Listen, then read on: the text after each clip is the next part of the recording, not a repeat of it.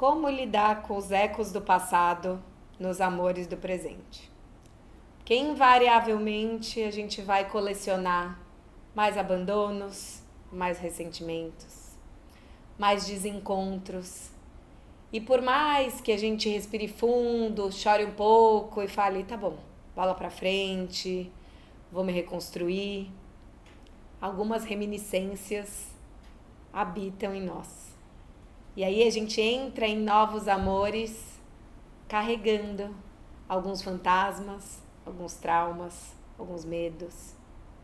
Sabe aquela sensação de que você muda a pessoa, mas é sempre o mesmo traste, ou a mesma mulher problema, que talvez seja parecida com seu pai ou com a sua mãe? Como sair desse lugar e se dar a chance de pelo menos ter traumas novos, ao invés de ficar preso nessa grande compulsão à repetição?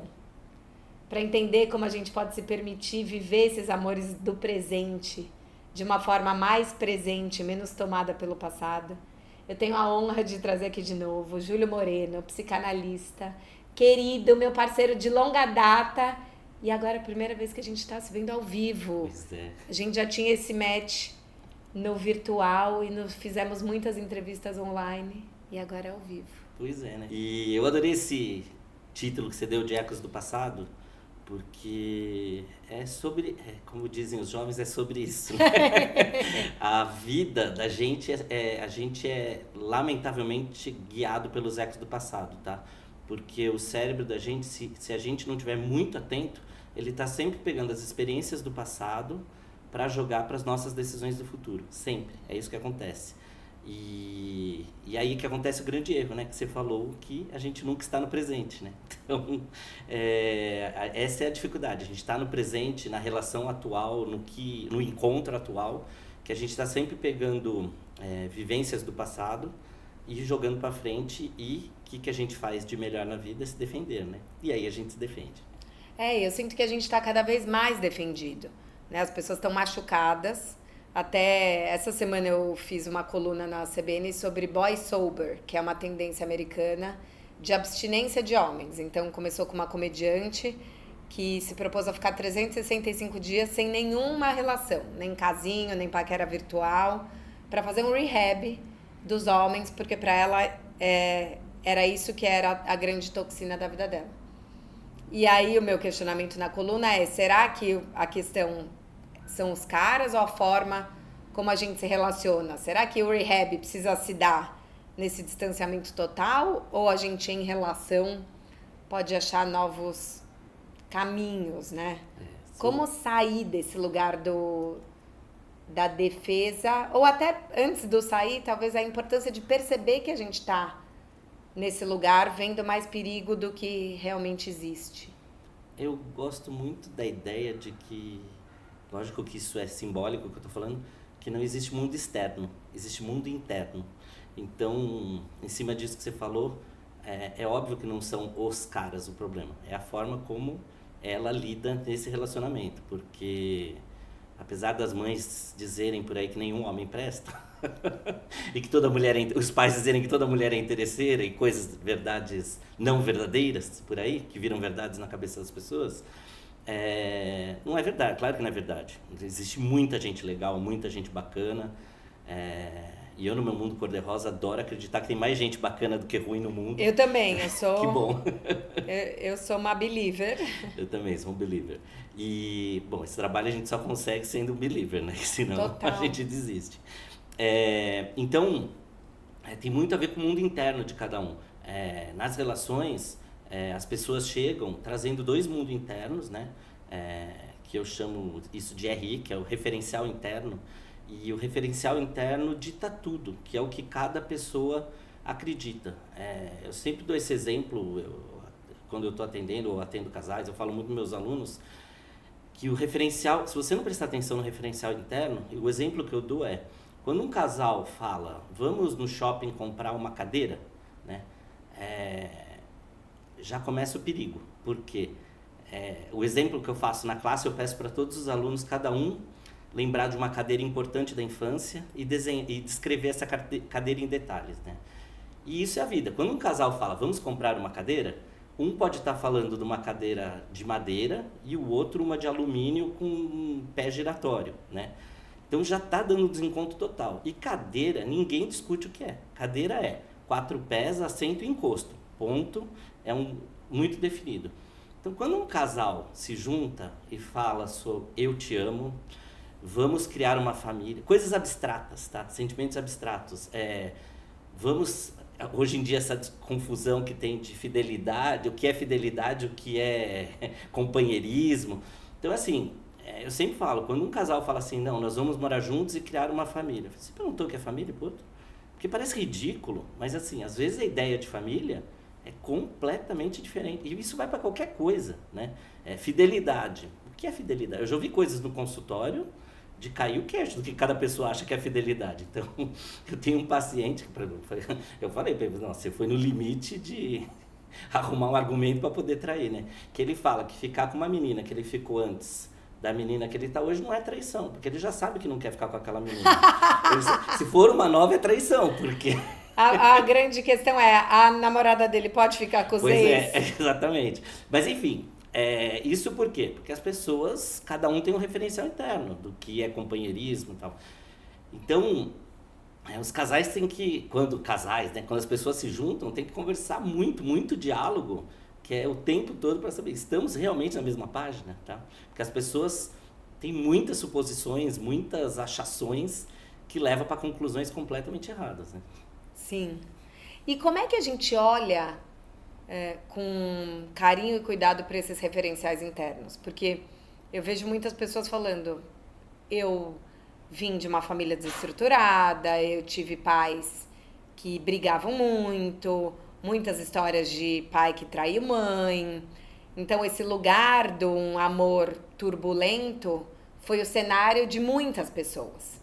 E aí o medo de que isso aconteça já vem. Então, como também não transformar isso numa sina e entender e falar como eu lido com essa minha criança que foi desamparada lá atrás, com essa família que não me deu amor. Legal você falar da criança, porque assim, o meu trabalho todo é focado na criança ferida, né? E aí quando as pessoas falam de criança ferida, elas imaginam alguém super traumatizado, que foi espancado. Nada disso, assim. Não existe ser humano na Terra que não sofreu trauma, tá? Então eu sempre falo que o ato de nascer já é um trauma gigante, tá?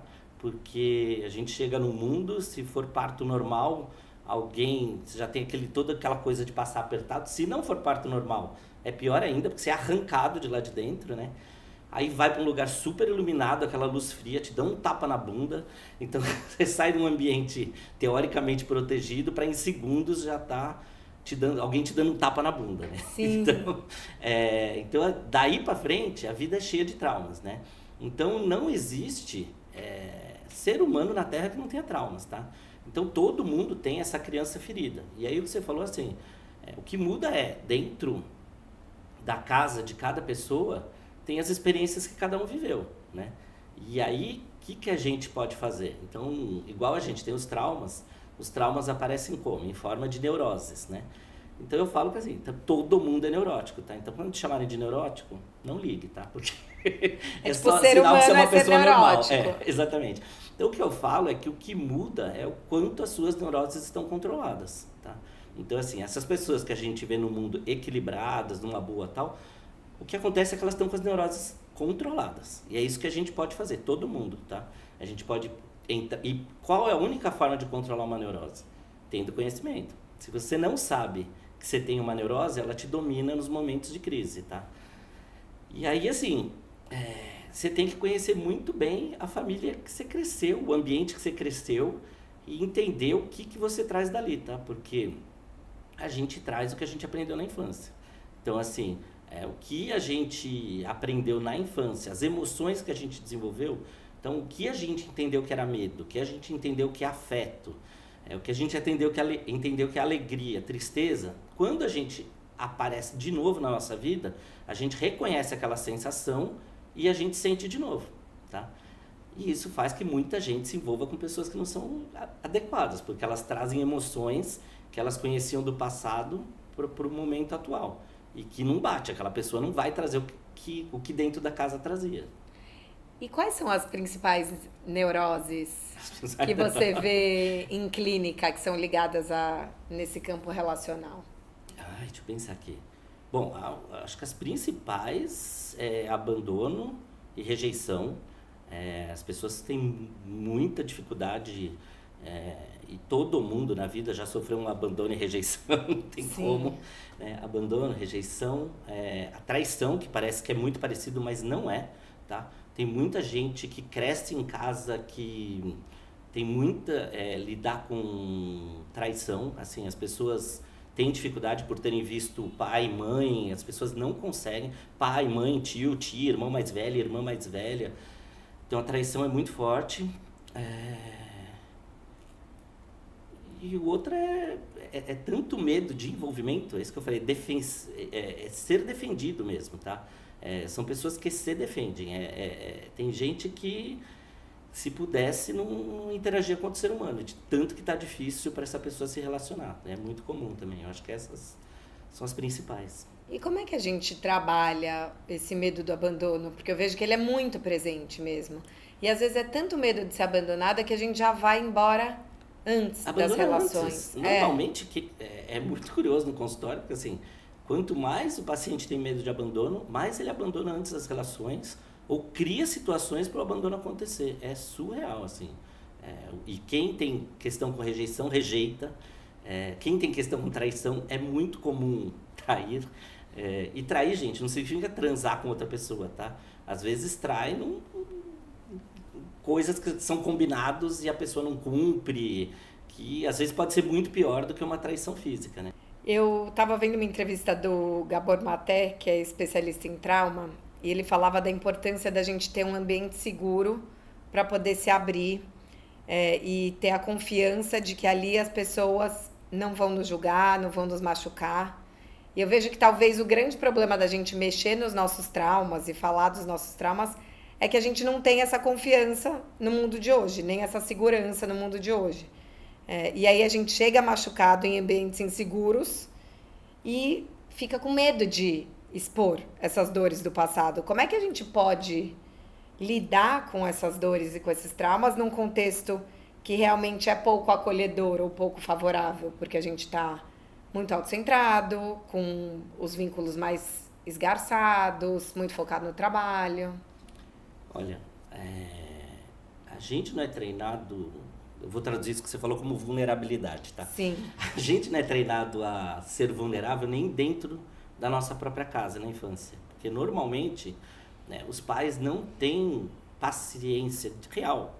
Não por mal, gente, os pais são ótimos sempre, mas os pais trabalham, os pais têm problema, os pais têm dificuldade de relacionamento entre, vou chamar de esposa e esposa, que isso é outra coisa que as pessoas misturam, tá? A relação do homem e da mulher é diferente de pai e mãe, tá? Pai e mãe é uma coisa, relação do homem e mulher é outra. Então, assim, às vezes o casal lá tá com puta problema e o filho tá lá querendo expressar uma vulnerabilidade. E aí não tem espaço para isso. E aí a gente cresce nesse espaço, né, nesse mundo que não tem espaço para vulnerabilidade. Na escola não tem, em casa não tem. Então, como é que as pessoas vão se sentir em ambientes seguros? É muito difícil isso. Então, o que acontece é o que eu falei. As pessoas começam a criar os seus mecanismos de defesa, de como sobreviver nesse mundo tão complicado. E por aí vão. Pisando no outro, não pisando no sentido de pisar, mas assim, um atrapalhando o caminho do outro, pessoas que se encontram, que muitas vezes não tem maldade nenhuma, mas geram muita dor no outro, na outra pessoa, e assim vai a vida, assim, é emaranhado de confusões. Eu vejo que a gente está tão defendido que a gente está se machucando uns aos outros. Sim. Como é que a gente faz para ir baixando esses escudos ou esse olhar fatalista? Porque eu sinto que a gente também tá isso tão... que é o que você falou no começo da entrevista, né? A gente já busca no passado indícios e histórias para comprovar a história do presente. E aí eu me defendo, porque eu acho que meu ex-namorado fez isso e já estava com outra. Então esse daí também deve estar me traindo. Só que talvez ele só esteja no trabalho até mais tarde mesmo. Não, e quanta gente eu vejo no consultório que termina relacionamentos por achar. E aí, mas a pessoa afirma que teve traição, que teve sacanagem. Aí eu sempre repetindo, não, pode parecer, mas ninguém tem certeza, não é uma coisa que tem certeza, né? Então, e aí, o que eu mais repito no consultório é assim, não vale conversar, e as pessoas falam que não. Não. Então, e aí, com esse mundo online, se criou a cultura do bloquear, né? Então, hoje em dia é muito fácil, você bloqueia as pessoas, e aí tem uma coisa engraçada que eu vejo no consultório, as pessoas bloqueiam, desbloqueiam, bloqueiam, desbloqueiam, e fica uma coisa de louco, assim, essa coisa de bloquear, desbloquear. E a coisa do conversar hoje em dia tá tão ruim, tão debilitada, que as pessoas falam, eu conversei, e você vê elas fazendo assim com o dedo. Aí eu conversei. Aí, e às vezes eu pergunto, você conversou? Aí a pessoa fala, eu conversei. Maravilhoso, amo. Conversar é falar, gente, porque no escrito, por melhor que seja a pessoa, gente, se você pegar um grande escritor, às vezes no escrito, no dia a dia, vai ter muita coisa que não vai estar clara, tá?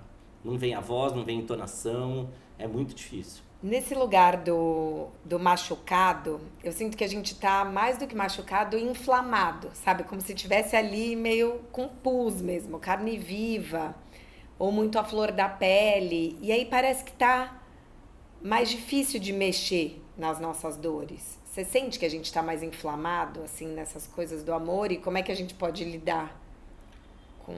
É que assim, a gente tá numa realidade que eu acho muito boa, tá? Eu não sou contra isso, pelo amor de Deus, mas que são muitas experiências, tá? Porque até muito recentemente, sei lá, até nossos pais e mães, as pessoas tinham pouquíssimas experiências de vida no campo afetivo.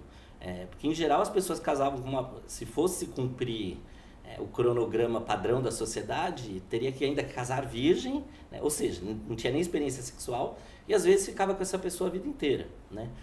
Então, assim, muito recentemente, a gente está falando de, sei lá, 40 anos atrás, isso é muito recente para a história da nossa população, da nossa humanidade, que as pessoas estão experimentando. É só pós-pílula que começou essa coisa. E, de novo, sou extremamente a favor. Mas o que está acontecendo é que as pessoas não conseguem, ainda não se criou um novo formato de como deve ser. Então, é a história do amor líquido. Hoje em dia está tudo líquido, muito efêmero. O que eu mais vejo no consultório, a grande dor das pessoas é assim, são encontros que às vezes são muito bons, né? Que a sensação, eu sempre pergunto, mas você teve a sensação de que outra pessoa foi boa? Tive. Que as pessoas desaparecem, bloqueiam, somem, é o desaparecimento das pessoas, né? Então, ou então às vezes até dão respostas educadas, mas também está um sumiço ali. E aí passa um tempo, do nada aparece um oi sumido, acho que não consegue entender direito o que é aquilo, fica esse vai e vem. E aí a outra coisa, assim, por conta dos aplicativos hoje, tem muita oportunidade para todo mundo. Então tá todo mundo assim, conhece alguém, se a pessoa não é nota 10 plus, se for só nota 10, mas eu não sei, será que eu devo parar aqui? E fica essa coisa sem fim, rodando. E com isso que acontece, as pessoas não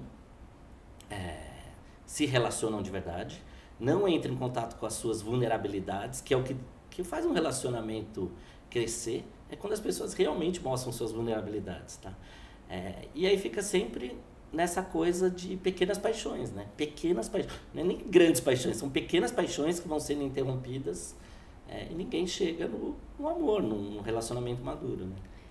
Eu vejo que são pequenas paixões, mas grandes dores, né? Porque o que eu percebo é uma sobreposição de dores acumuladas, porque são tantas experiências, e às vezes eu nem me autorizo a sofrer por essa experiência. Então, outro dia eu tive um paciente na clínica que ele já estava há 2 sessões, que ele falava, não era sobre esse cara que eu queria falar, mas ele passava a sessão falando de um cara, daí eu falei, mas talvez a gente tenha que pensar no luto dessa relação. Não foi uma relação, só porque não foi um namoro. Não, foi uma relação. E a gente vai ter que viver, tem que ter um espaço para poder chorar isso. Mas daí você não se autoriza a chorar, porque você só tava ficando. Daí você leva mais um pé na bunda. Daí você sai com uma pessoa e não tem nada a ver.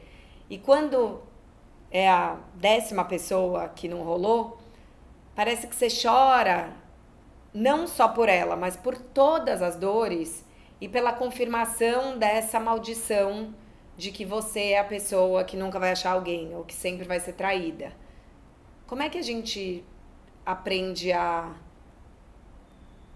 tirar as pessoas dessa sobreposição e e curar ou cuidar das dores uma a uma? Na verdade, é assim, a gente vai voltar para o início, que é lidar com as suas neuroses, né? Então, quem conhece seus traumas, suas dores, a pessoa que tem realmente um autoconhecimento, eu brinco que quem se conhece normalmente não se machuca tanto, porque já entra nas histórias sabendo o que sabe jogar e o que não sabe. Então, quando entra um jogo que propõe algo que isso aí eu não vou aguentar o tranco, a pessoa já nem entra, tá? Agora, quem não se conhece vai entrando em histórias e fazendo e desenvolvendo coisas que às vezes a pessoa mesmo não aguenta. E aí, conforme vai dando errado essas histórias, muitas vezes a pessoa está se violentando, a própria pessoa está se violentando, tá? Fazendo coisas que não... Gente, se violentando não é com coisas gigantes. Às vezes é pequenas concessões que a gente faz, que é uma violência pra gente, e a gente vai fazendo na esperança de que esse vai ser diferente, e não dá, e é isso que você falou. Várias dores que vão se acumulando. E aí a pessoa começa a criar verdades de que pra mim nada dá certo e tal. Essas verdades viram crenças, né?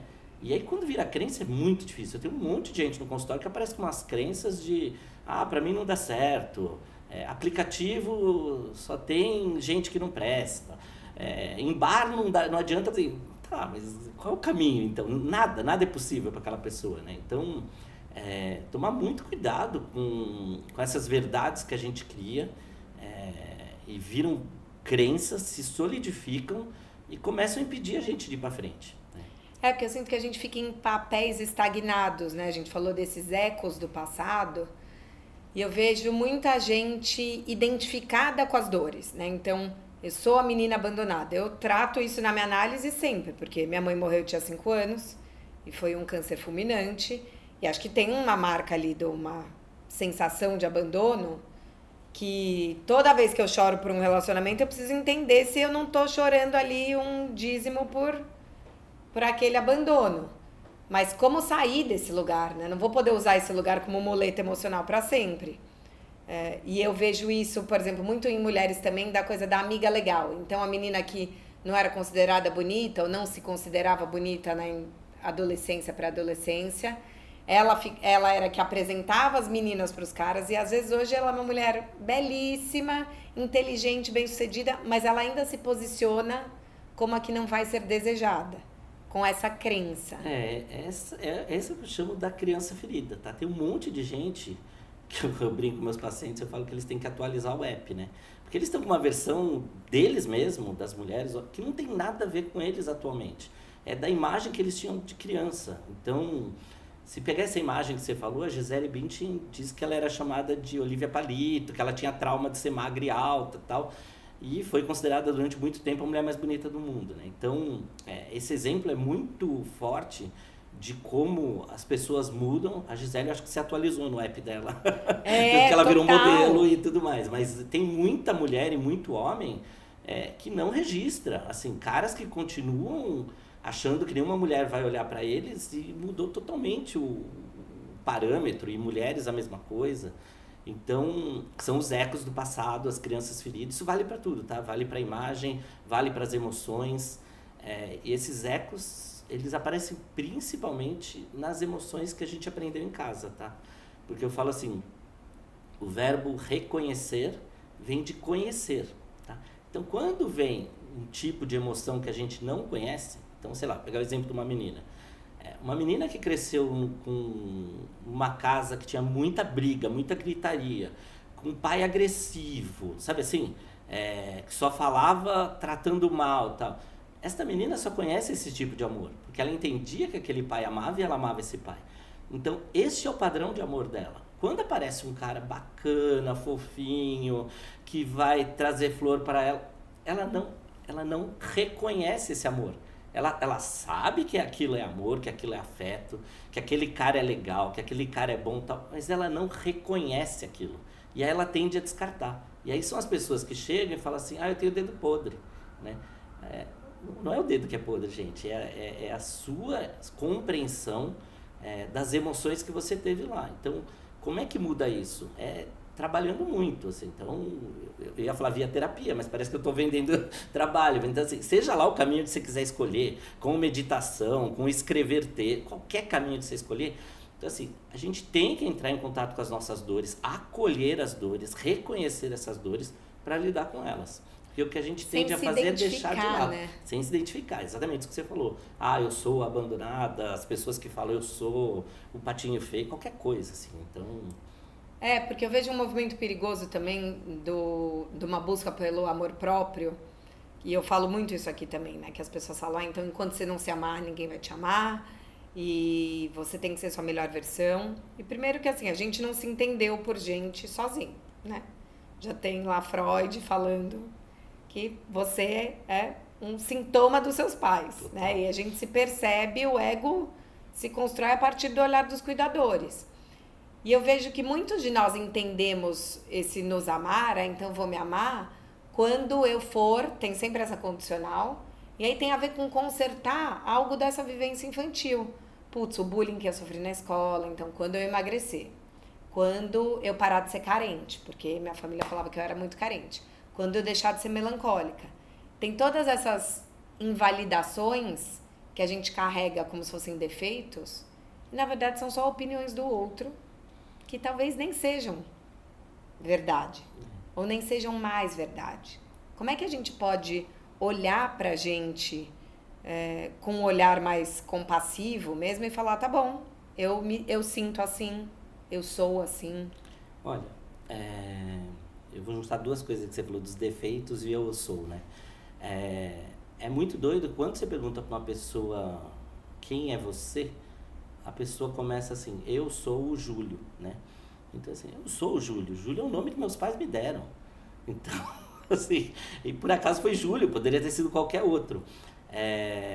E isso vale para tudo. Eu não gosto nem da ideia de que eu sou qualquer coisa. Quando a gente fala eu sou, eu brinco que é síndrome de Gabriela. Eu nasci assim, cresci assim, vou ser sempre assim, Gabriela. Então, na real, eu gosto muito da ideia de eu estou.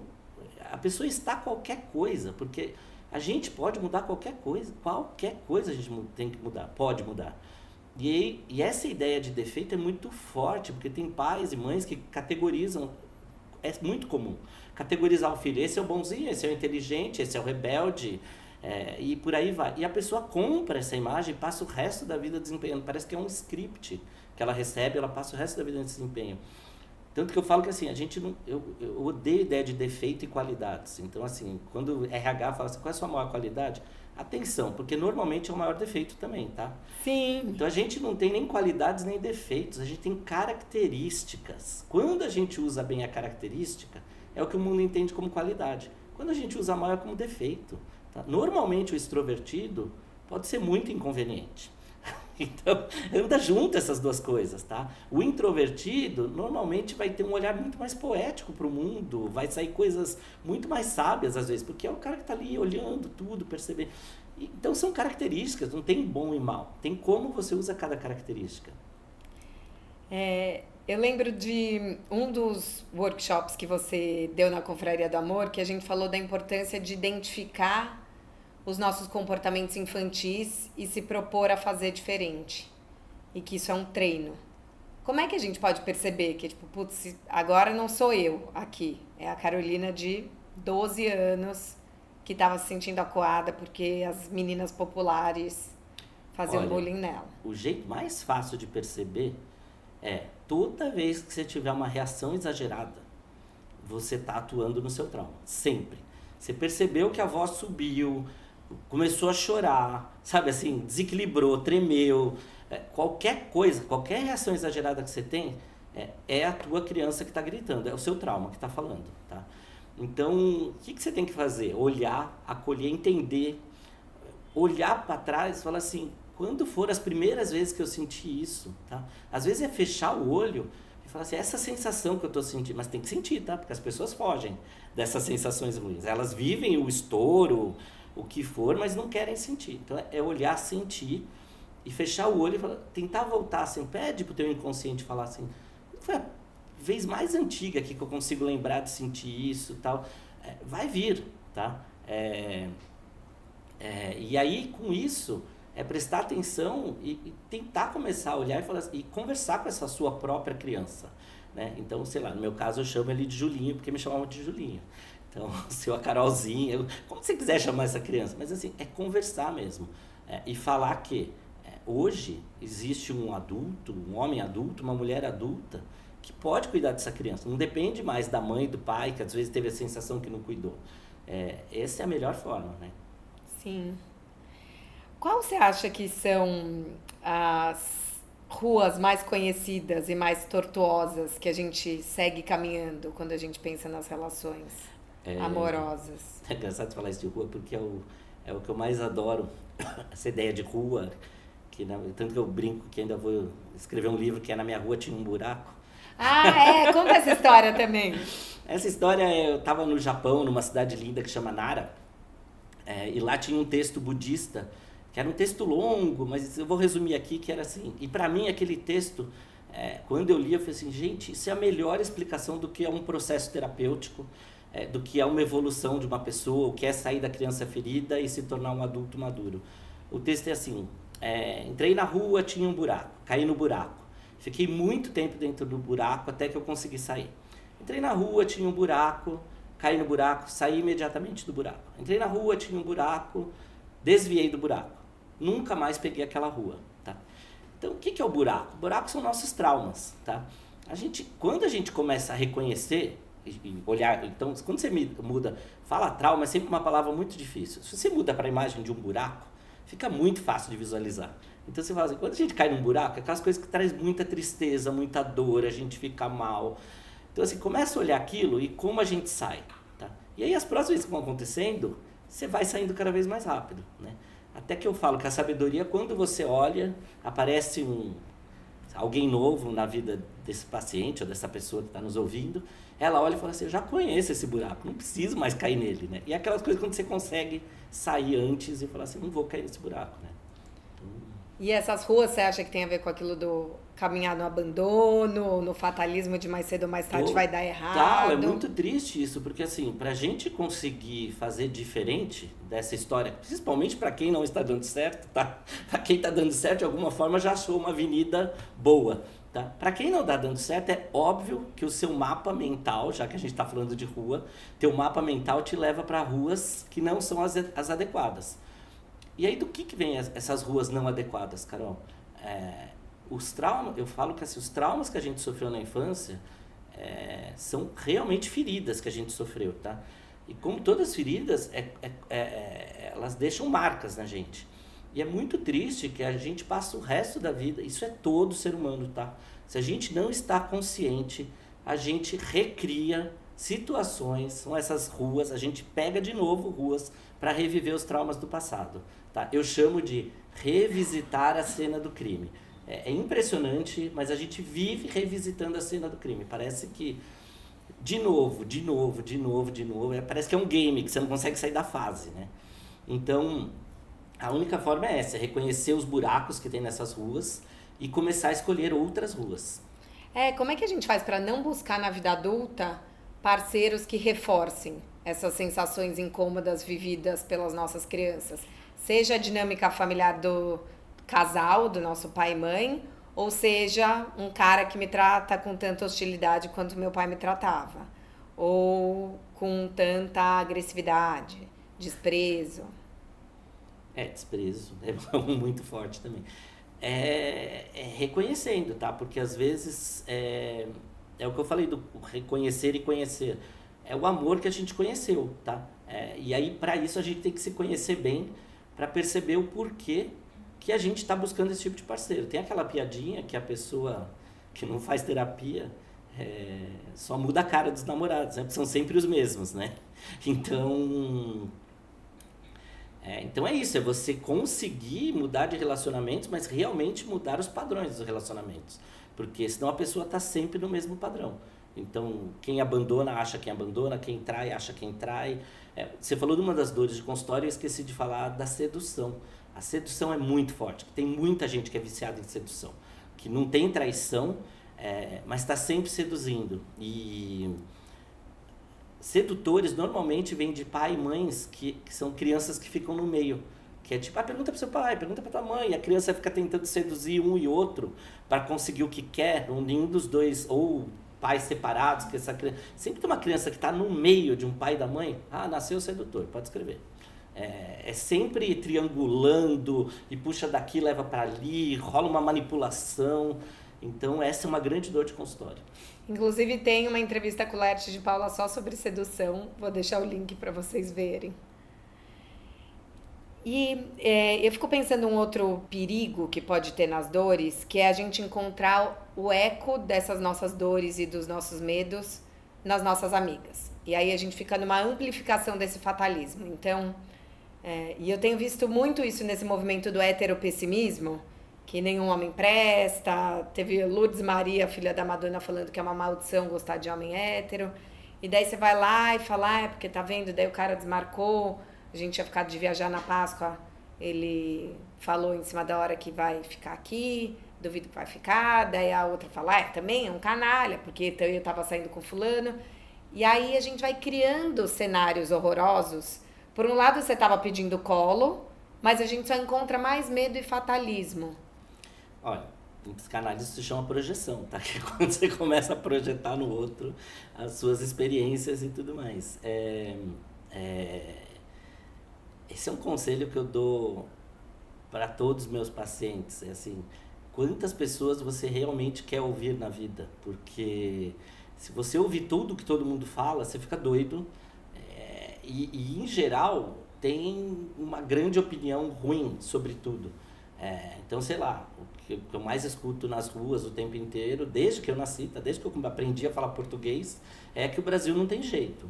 Eu estou vivendo aqui no Brasil desde então, minha vida acontece e tudo mais, então algum jeito tem o Brasil. Isso vale para tudo, tá? Para os homens que não prestam e tal. Se você cai nesse discurso coletivo e se identifica com ele, você não consegue criar sua própria identidade, tá? E sobre, juntando com isso tudo que a gente está falando, esse criar sua própria identidade, eu acho que é o mais interessante hoje em dia, que é o que faz os relacionamentos que funcionam dar certo, porque as pessoas a gente é treinado desde criança a agradar, tá? Ou seja, a não ser autêntico, tá? Os relacionamentos que dão certo, em geral, são as pessoas que conseguem, juntando o que a gente falou, expressar a vulnerabilidade e com essa vulnerabilidade ser autêntico, tá? E como é que a gente vai perdendo a autenticidade? Você vai para a escola, te dão um desenho para fazer. Aí, sei lá, você pinta o rosto da pessoa de, sei lá, qualquer uma coisa, azul. A pessoa é azul. Aí vem a professora e fala assim, não é azul, você tem que pintar de outra cor, né? Da cor certa, que, sei lá, é branco, negro ou amarelo. Tem essas 3 opções para um rosto, né? E aí, você começa a perder. Aí você começa a fazer o quê? Você começa a não fazer mais o que você tem vontade ou o que você acredita. E você começa a desenhar para ter a aprovação. E aí a gente passa o resto da vida fazendo tudo para ter aprovação. É ter aprovação dos pais, é ter aprovação nas provas. E aí a gente vai perdendo... namorado. E aí a gente vai levando isso para a vida adulta. A gente perde a autenticidade e está o tempo todo buscando aprovação. Primeiro encontro, gente, de quaisquer duas pessoas, é a coisa mais triste do mundo. Se pudesse gravar e mandar para as próprias pessoas... É um tal de buscar aprovação, é um tal de concordar com o que a gente não concorda. Sabe assim, você vê as pessoas falando, nossa, eu também. Não é nada disso. Só que aí, toda vez que 2 pessoas começam a interagir, não tem nada por escrito, mas começa a se criar um contrato.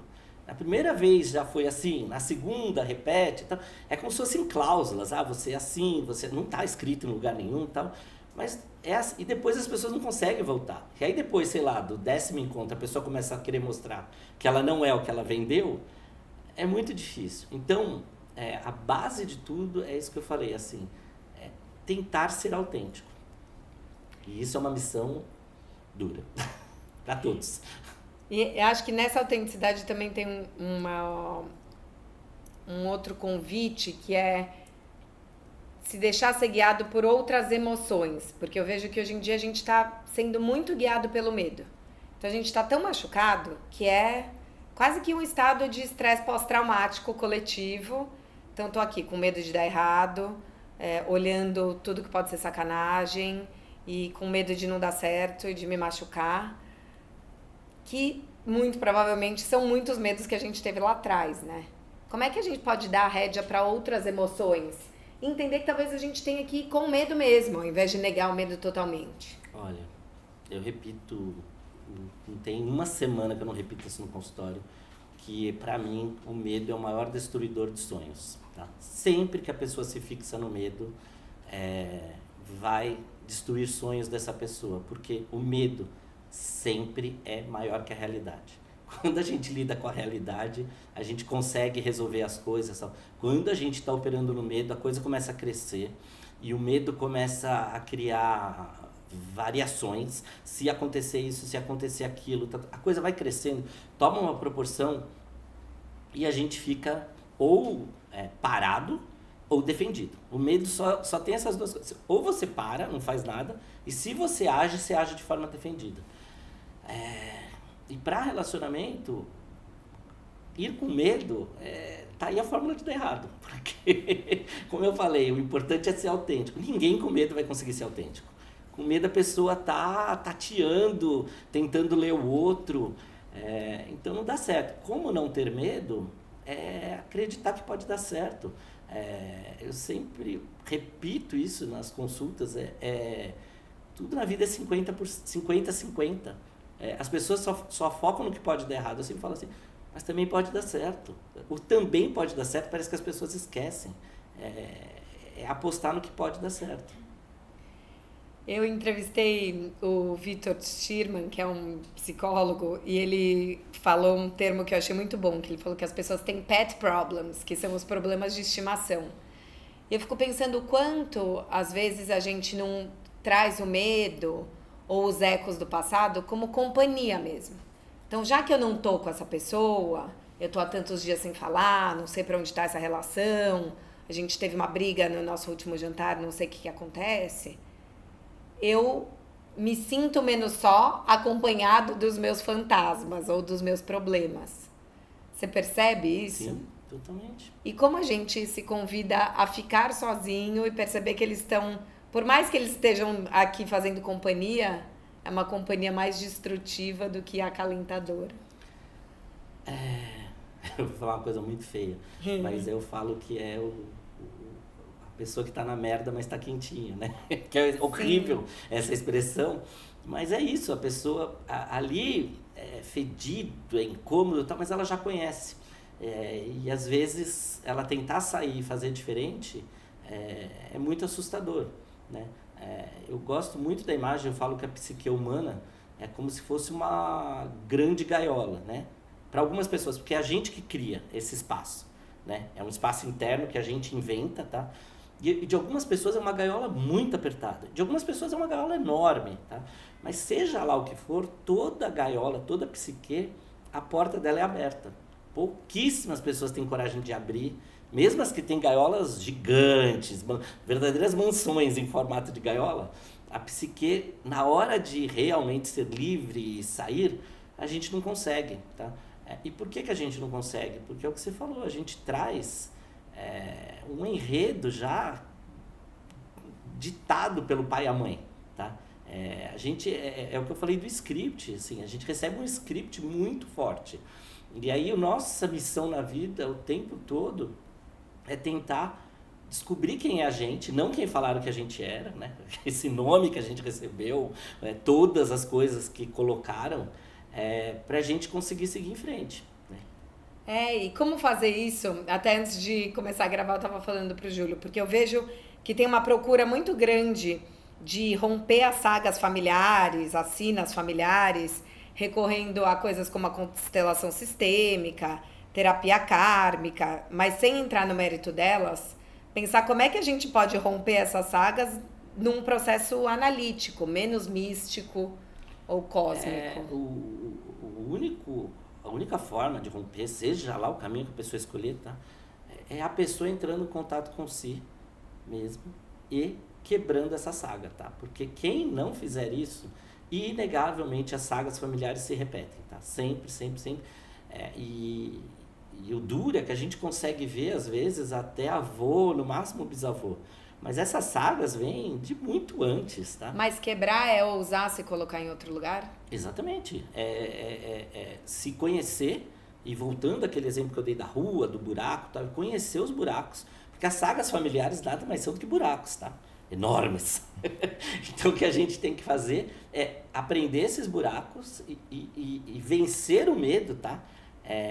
De fazer outros caminhos, tá? Porque assim, dá muito medo de fazer diferente para qualquer pessoa, porque a gente foi criado nesse ambiente que a gente conhece, esse ambiente familiar.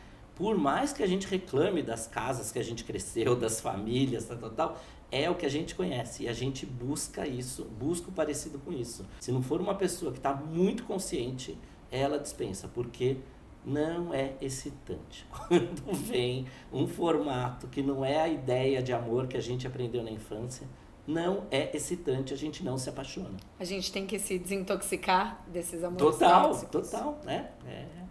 Então, assim, quem teve a sorte de crescer num ambiente familiar que o amor veio da forma, sei lá, vamos dizer, saudável, assim, que bom, esses devem manter. Mas quem cresceu em ambientes que são mais difíceis... A maioria das pessoas.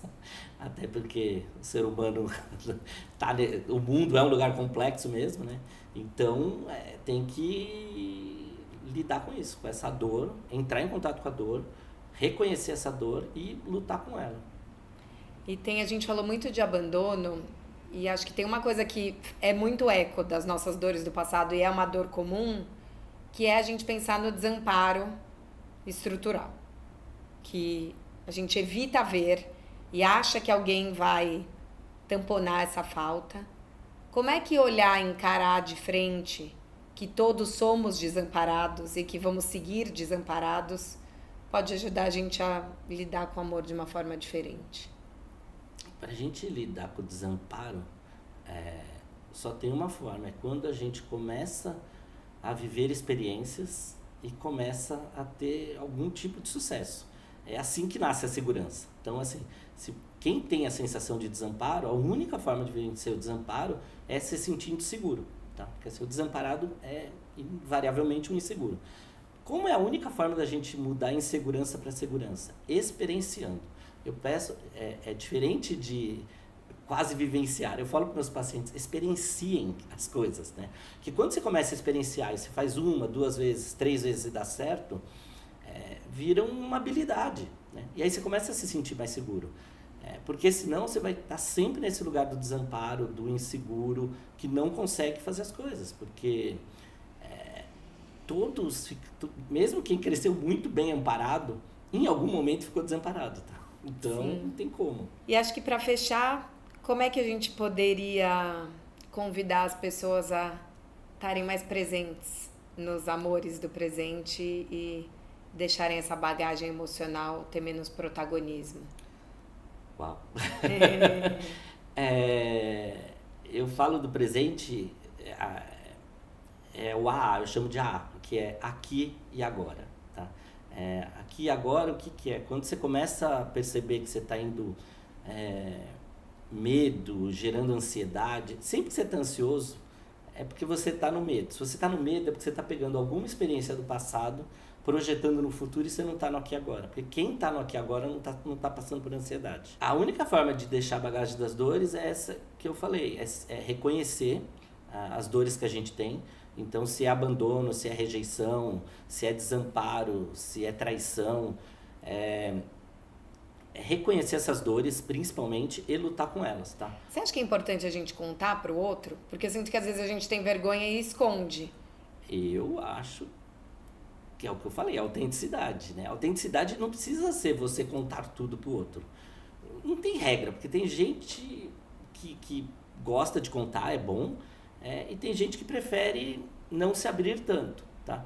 Mas o importante é você conseguir expor sua vulnerabilidade. Não precisa ser contando. Isso, eu pessoalmente, eu gosto de contar, tá? Eu, na minha vida pessoal, eu conto. Mas é um formato que funciona pra minha personalidade, tá? Então, eu não aconselho isso porque esse é o meu formato. Então, cada pessoa tem que achar o seu formato de autenticidade, tá? E desempenhar.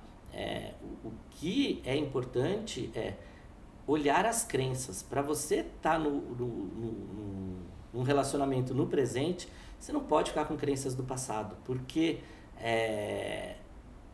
as outras experiências foram outras experiências. Então, o que a gente está vivendo agora, se a gente não repetir as mesmas coisas, a outra pessoa é diferente. Então, é sempre se abrir para essa nova pessoa e esperar que pode dar certo. Então, é uma missão difícil, que é sempre se abrir para o novo. Mas isso não vale só para o relacionamento. O que é a vida se não se abrir para o novo? Se você não se abre para o novo, você sempre pega a mesma rua, escolhe o mesmo restaurante, come a mesma comida, e a vida é sobre se abrir para o novo. Então, qualquer encontro pode ser muito precioso. E eu brinco que qualquer amor pode estar em qualquer lugar, tá? Só que para estar no presente e chegar a viver um amor, a gente tem que primeiro, e essa é a grande dificuldade, passar dessa fase da paixãozinha, né? Que o que eu vejo muito é assim, as pessoas estão muito viciadas nas paixõezinhas. Quando passa aquele furor da paixãozinha, quer buscar uma nova, né? Sim. Então, amores e relacionamentos estáveis só vêm pós-paixão, tá? Nunca é na paixão, né? E até porque é só depois da paixão que a gente vai conhecer a pessoa, né? E aí que a gente vai poder começar a se livrar do ecos do passado, porque uma das formas de vencer os ecos do passado é estar num relacionamento, tá? Porque quando a gente está num relacionamento verdadeiro, a outra pessoa aponta muitas coisas da nossa sombra. Sombra é o que está para trás, tá? Que a gente não enxerga. A gente tem a parte da luz, que é o que a gente enxerga daqui para lá, e tem a sombra que está atrás da gente. Então, isso é uma teoria do Jung. A nossa sombra a gente não enxerga, não tem como ver. Só que quem está com a gente está vendo, tá? E aí por isso que eu falo que todo feedback é um presente, tá? Porque às vezes você ouve, você fica meio assim, não sou nada disso, tá? Olha, às vezes a gente tá? E isso é o jeito da gente estar no presente, tá? Quanto mais relacionamentos autênticos e verdadeiros a gente tiver, melhor a gente fica, mais bem treinado a gente fica. Então, E quanto mais pessoas que nos olham no presente, né? Então, não vai pedir opinião só para os seus pais, para sua prima, para amiga de infância. Eu milito muito aqui da importância dos amigos adultos, que são pessoas que estão te conhecendo no presente, que estão vendo traços seus que você talvez nem veja. Eles não estão vendo a menina que era amiga legal, que foi a criança abandonada. E ouvir deles quem você é pode ser um jeito de você pegar essas lentes emprestadas e se reencontrar, né? E isso vale para os relacionamentos. Já que a gente está vivendo uma fase de amores líquidos, eu sempre falo que todo encontro é um relacionamento, tá? Porque se houve um encontro, houve um mínimo de relação. E aí, usando o exemplo que você falou do seu paciente, que fala que não se relacionou. Não, se relacionou. E tem relacionamentos de one night stand que duram uma noite, às vezes, que marcam mais a gente do que relacionamento de meses. Nossa, né? muito. Então, assim, o que vale é o quanto a gente aprende em cada relacionamento. E o quanto a gente leva de bagagem, de experiência para os próximos. Então, isso é estar no presente. A gente ir se lapidando, ficando cada vez melhor para ter relacionamentos cada vez melhores. E é sobre isso, tá? Quando a gente está melhor, a gente atrai pessoas melhores. É meio uma equação meio que acontece. Super, super obrigada, Júlio. Eu que um prazer agradeço. ter você aqui comigo. Que a gente possa se abrir para amores no presente e caminhar por novas ruas. Os amores possíveis. Os amores possíveis. A gente acredita que eles são possíveis. São muito possíveis.